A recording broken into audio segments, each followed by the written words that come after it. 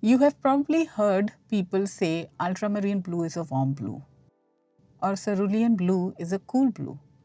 But what does that mean? That's exactly what we are decoding today.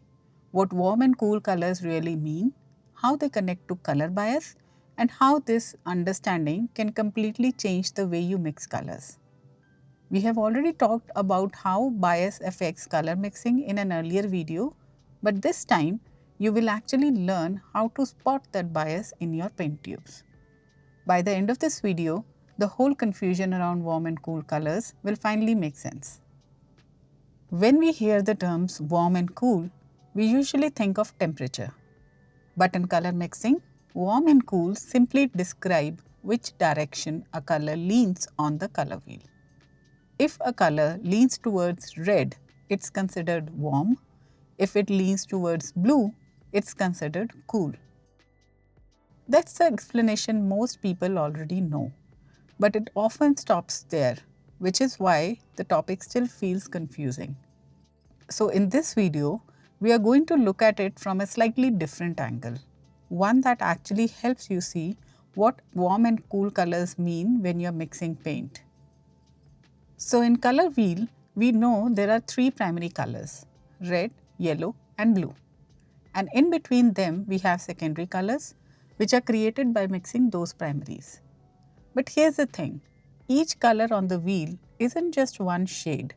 It represents a whole range within that color family.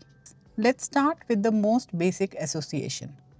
Red equal to warm because red represents fire, and blue equal to cool because blue represents ice. So by that logic, if a color sits closer to red on the color wheel, we consider it warm, and if it sits closer to blue, we consider it cool.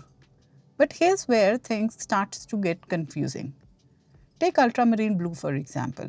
It's a blue, right? So by that red equal to warm and blue equal to cool logic, it should be cool. Yet we call it a warm blue. Why? Or think about alizarin crimson. It's a red, so you'd expect it to be warm, but it's actually a cool red. Again, why is that?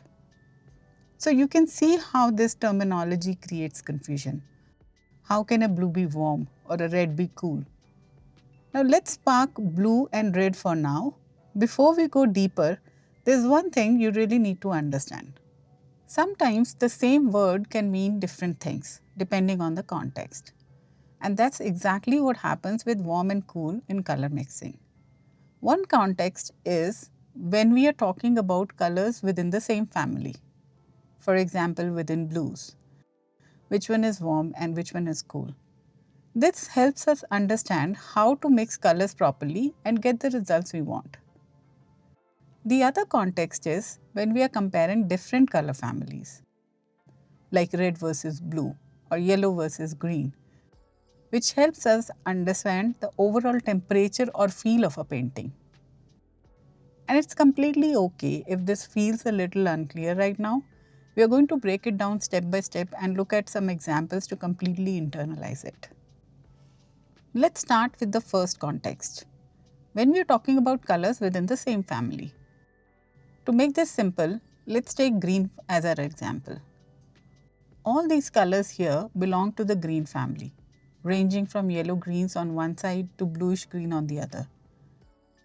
Now, if we isolate this section on the color wheel, somewhere in the middle, there is a green that feels completely neutral. Imagine a line passing through that middle point. That line represents the neutral green. Everything on one side of that line starts moving closer to blue. So those are your cool greens. And everything on the other side shifts closer to red, making them warm greens. The logic is simple. Colors leaning towards blue become cooler, and the colors leaning towards red becomes warmer. Once you understand this with greens, the same rule applies to every other color family. Let's look at two of these greens from the Liquitex range. If you look at light olive green, it sits somewhere around this section on the color wheel. And this area is closer to red, which makes it a warm green. If we look at phthalo green, it sits more towards this side, which is closer to blue. So this is a cool green. The distance from red or blue doesn't matter here. What matters is which side they are on. And if you want greens like this in your work, you don't need special tubes. You can mix them perfectly yourself by paying attention to color bias. I explained how to mix greens in my previous video, so you can check that out if you missed it. Let's apply the same logic to another color family, yellow. All the colors you see here belong to the yellow family. Sure, we are only seeing 3 here, but imagine this area filled with many more yellows, each just a little bit different. And just like we did with greens, imagine a line passing right through the center. That line represents a neutral yellow, dividing all yellows into 2 groups. This group here, because it's closer to red, contains all warm yellows. And this group on the other side sits closer to blue, so it contains the cool yellows. Now let's look at 2 examples. Cadmium yellow medium falls somewhere in this section, so it's a warm yellow. And cadmium yellow light belongs to this side, which makes it a cool yellow. Next, let's talk about blue and red, because these are the 2 colors that confuse most people. The rule says blue equal to cool and red equal to warm. Then how can a blue be warm or red be cool? Let's start with blue. Just like before, imagine this line passing through the center of the blue section. That's your neutral blue. It divides the blue family into 2 groups. Now, if we look at this section here, the one that sits closer to red, these are your warm blues. And instead of saying closer to blue, because we are already talking about blue, we'll use red as our reference point. So the blues that are closer to red are warm, and the ones that sit away from red shift into the cool zone. For example, ultramarine blue sits somewhere here, closer to red, so it's a warm blue. And cerulean blue sits on this side away from red, so it's a cool blue.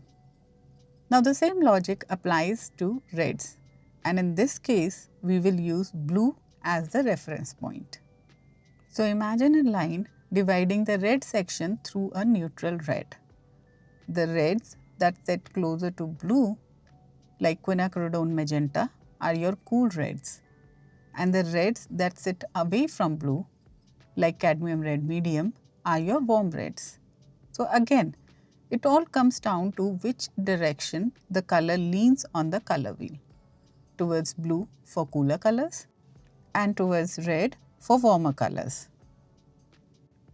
That direction is also referred to as bias, the same concept we discussed earlier, just explained here through warm and cool lens. So now you know how to categorize each color on the color wheel into its warm and cool versions. You'll notice that once you have both warm and cool versions of each primary color, you can mix practically any color or shade you want. In my previous video, we talked about why a single set of primary tubes doesn't always give you clean and vibrant mixes, and how having warm and cool versions of each primary opens up your entire color range. These 6 colors together form a perfect warm-cool primary set. And now let's answer the question I asked in my previous video. Which combination creates the brightest purple? Purple is made by mixing red and blue, right? But since both red and blue have warm and cool versions, that gives us 4 possible combinations. Out of those 4, only one combination creates a truly bright, clean purple. That's because the other 3 combinations include a little bit of yellow. And yellow is the unwanted color in this mix. It dulls and neutralizes the purple. So the only combination that doesn't contain any yellow bias is the one that will give you the brightest, most vivid purple. Now, if this sounds confusing, it all goes back to something we talked about before, the bias inside every color. So now when you pick up any tube in a store, Just think about where it would sit on the color wheel, and that will instantly tell you whether it's a warm or cool version of that color. This sums up our discussion on warm and cool colors. Hopefully this helped you understand warm and cool colors a little better. If you enjoyed this discussion, drop a like and subscribe to the channel for more such topics on color mixing and color theory.